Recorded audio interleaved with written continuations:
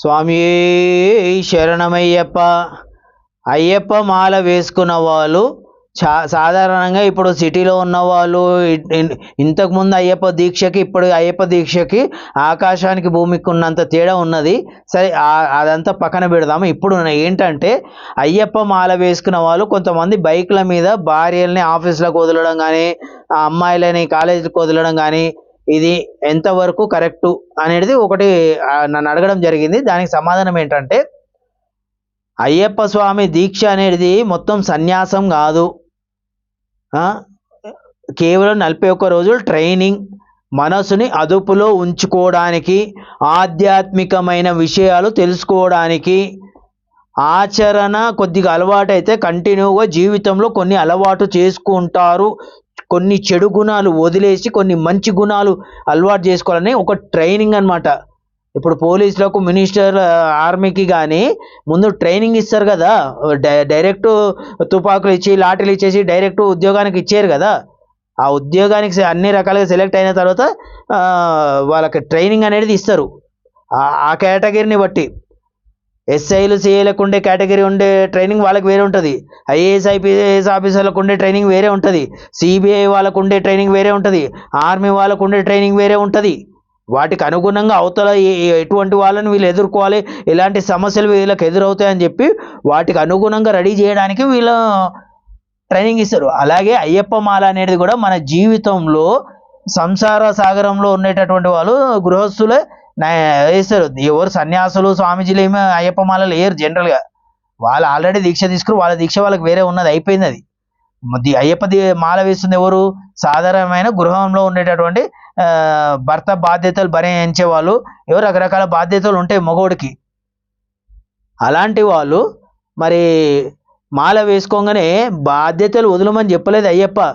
ఉదయం సాయంత్రం స్నానం చేసి ఓ అరగంట, ఉదయం ఒక అరగంట లేదా ఒక గంట, సాయంత్రము గంట భగవంతుని దగ్గర సేవ చేసి ఆ పూజ ఏవైతే స్తోత్ర ఆయన శరణుఘోష చెప్పటము, ఆ పూలు పెట్టడము, ఆ కుంకుమ పెట్టడము, అగరబత్తులు ముట్టించడము, దీపం వెలిగించడము, అక్షింతలు ఇచ్చి పూజ చేయడము, పుష్పాలంకరణ చేయడము, ఫోటోకు ఎందుకు ఏమిటి అనేది నీ మనసు నుండి చేస్తే ఆ ఫలితం అనుభవిస్తావు. ఆ దివ్యానుభూతి అనేది అనుభవిస్తావు అని నీకు ట్రైనింగ్ ఇస్తున్నారు అక్కడ. 41 రోజు దీక్ష అంటే దేవుళ్ళు అయిపోవడము, స్వామి అయ్యప్ప స్వాములంతా అయ్యప్ప అయిపోవడం కాదు. దీక్ష ట్రైనింగ్. ఈ 41 రోజులు ట్రైనింగ్ తీసుకొని తర్వాత నువ్వు దీంట్లో ఏమైనా కొన్ని విషయాలు లైఫ్ లాంగ్లో ఆచరిస్తావు అని చెప్పి. అలాంటి సందర్భంలో మాల వేసుకున్నారు. ఇంట్లో ఇవాళ రేపు ఏమవుతుంది, ఇంతకుముందు ఒక్కరు సంపాదిస్తే 10 మంది బతుకుతుండే. ఈ మనకు అనవసరమైన ఖర్చులు ఎక్కువ వచ్చినాయి. ఈ సెల్ ఫోన్లని, రకరకాలుగా తిరగడాలని, అవన్నీ అనవసరమైనటువంటి, అంటే ఒక మనిషికి నిత్యావసరం ఏది? అన్నము, ఆహారము, ఇల్లు, కూడు, గుడ్డ, గృహము అనేటివి నిత్యావసరాలు. అవి కాకుండా ఎక్స్ట్రాలు మనకు వస్తున్నాయి. వాటి వల్ల కొంత సంపాదించుకుంటారు, అది వేరే విషయం. ఏదైతే ఏముంది, ఎక్స్ట్రా ఖర్చులు అనేది వచ్చింది.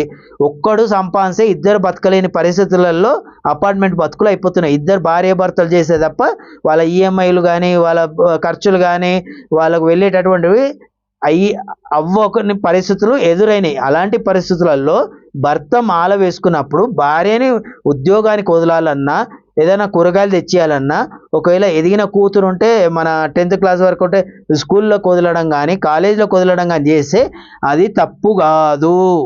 దీక్షకి దానికి సంబంధం లేదు. దీక్షలో మన యొక్క ప్రతిదినం చేసేటటువంటి మన కర్తవ్యాన్ని వదిలి దీక్ష చేయమని చెప్పలేదు. ఇది మన కర్తవ్యం. ఇంట్లో భార్యను చూసుకోవడం, పిల్లల్ని చూసుకోవడం, ఇంటి బాధ్యత, బరువు బాధ్యతలు మోయడం అనేది కర్తవ్యం, బాధ్యత. ఈ బాధ్యత, కర్తవ్యం వదిలేసి భగవంతుని పూజించమనలే. ఉదయం 1 గంట, రాత్రికి 1 గంట అయ్యప్పనే స్మరించమన్నారు. వీలైతే ఏ పని చేసి అయ్యప్ప నామస్మరణ చేసుకోండి,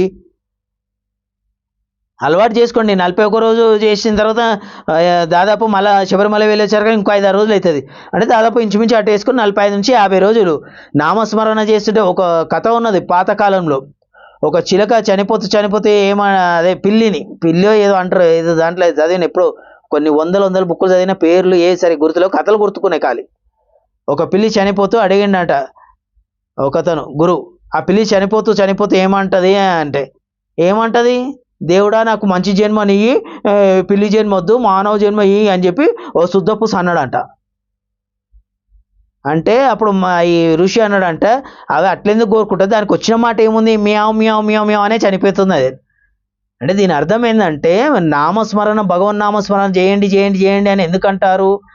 మనం చనిపోయే టైంలో కూడా చివరికి ఏదైతే ఎక్కువ నామస్మరణ చేస్తామో అదే దృష్టిలోకి వస్తుంది మనకు.